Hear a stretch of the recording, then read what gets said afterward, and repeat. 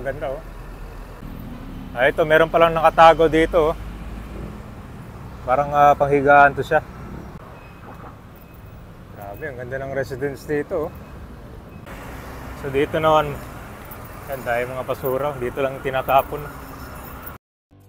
Estrella Pantaleon Bridge, also known as Rockwell Bridge. Ito yung nagko-connect dito sa Estrella Street in Makati to Barangka Drive in Mandaluyong. Alternate na tulay din ito kung gusto kayong pumunta dito sa may Rockwell Center ng mas mabilis.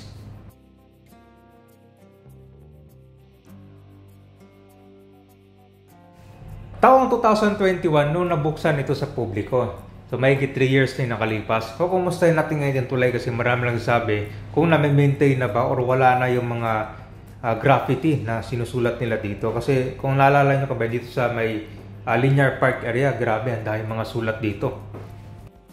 Sasakay mo natin ang bangka dito, galing sa JP Rizal, papunta dyan sa may area ng Mandaluyong.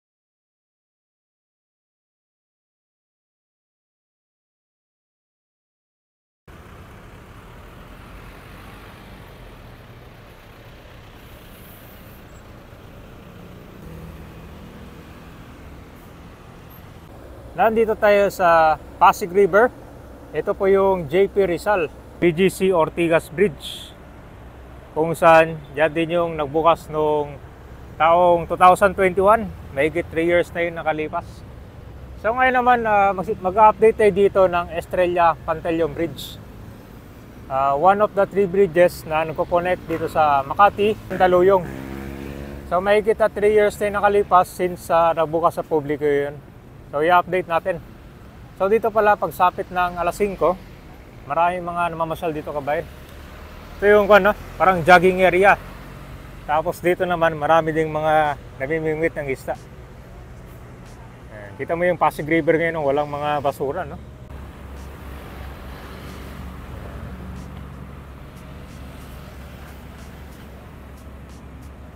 Ito pala mga bangka kabayan, no? Yan yung pangtawid. Napunta dito ng masabilis. Malayo kasi ang kanito kabayan kapag mag-iikot ka pa papunta dito sa JP Rizal. Ito kabayan, sakay muna tayo ng bangka dito papunta dun sa kabila. Barangay Buhayang Bato. Yan, pakita natin yung Pasig River. Pasig River ngayon, no? Kasi kung tatawid ka pa sa kabila, kung maglalakad sir, malayo sir, no? Doon pa sa tulay, oh.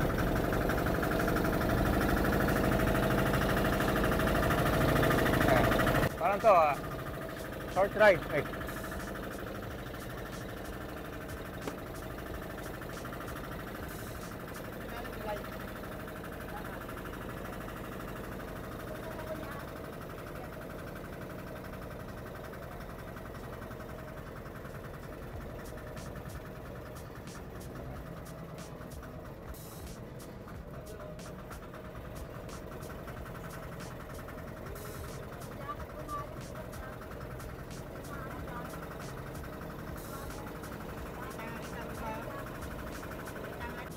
So gabi, nandito na tayo sa Barangay Buhayang Bato.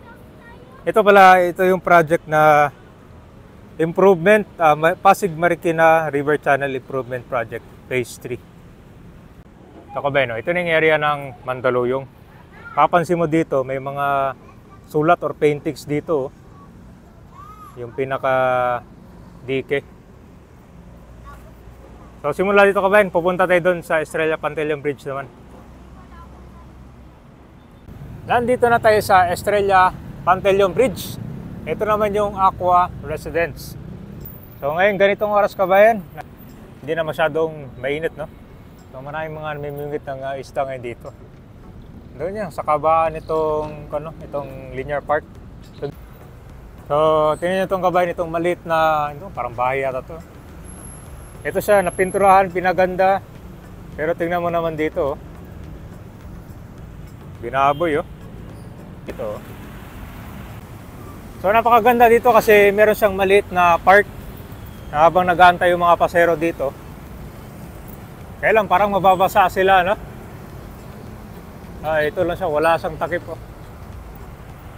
Itong waiting area. Tignan mo dito, napuno na naman, no? Alam ko ilang beses na pininturahan to siya para matakpan yung mga pinagsusulat nila. Pero meron na naman ulit to. Dito sa ilalim naman, no, kung siya maamoy. Parang aamoy CR. Ito ba yung daanan ng tubig? Ito yung binabantay nila dyan, no? Kasi baka tayuan to ng mga bahay dyan, kabayan, no? Tinaw niya, no? Ito, meron palang nakatago dito, oh. Parang panghigaan to siya.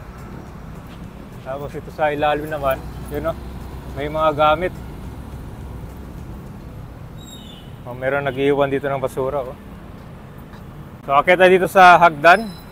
Ito naman yung view ng Rockwell Center. Diba, napakaganda, oh.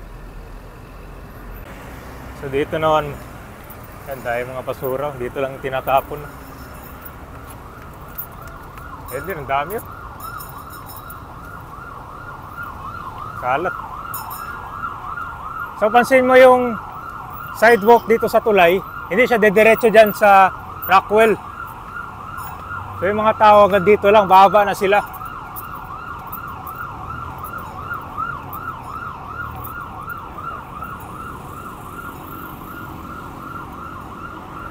Yeah.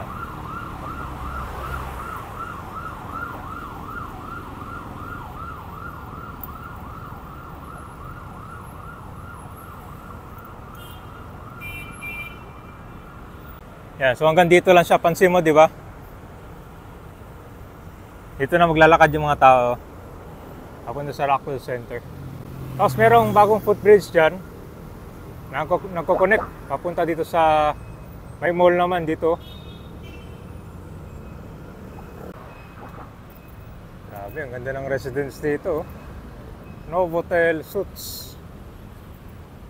Ito yung so far na pinakamagandang view, kabayan.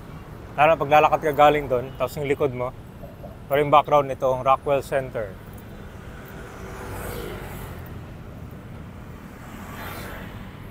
Dahil basura dito, oh. Buti kumpleto pa yung mga bakal dito. Sa ibang mga tulay na na-update natin yan, pinuputol. Or yung mga nilalagari.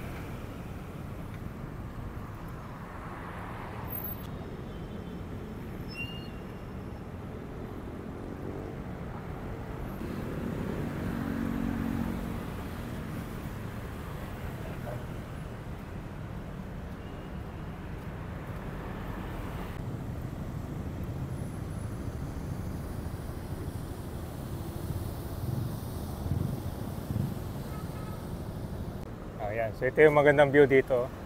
Pag bare months, itong mga building dyan sa Rockwell, umiilaw to dito. Kaya ang ganda ng view, no? Parang nasa ibang bansa ka rin. Usually, mga ganitong oras ka ba yun, mga 6 PM na, maraming mga tumatambay dito, nagpapahangin. I-maintain yung kalinisan, tsaka kagandahan dito. Yung iba, sinusulatan, no? Yan, kita mo, may mga basura pa dyan, no?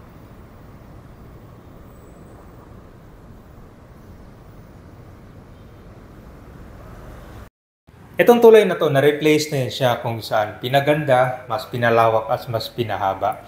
So maraming mga sasakyan ang dumadaan talaga dito, kitang-kita mo yan, no? Kasi yan, nakunan natin ang rush hour yan. So ganito kadami yung mga sasakyan na dumadaan, ito yung mga umiiwas sa EDSA or iba pa mga major roads dito sa Metro Manila. So ang nangyari kasi dito sa Hagdan, kabayan, ilang beses na to tinakpan yung mga sulat nila pero paulit-ulit pa rin siya. So bukod doon sa hagdan, dito sa ilalim naman, unting-unting nakakalbo yung mga tinanim na mga damo dyan.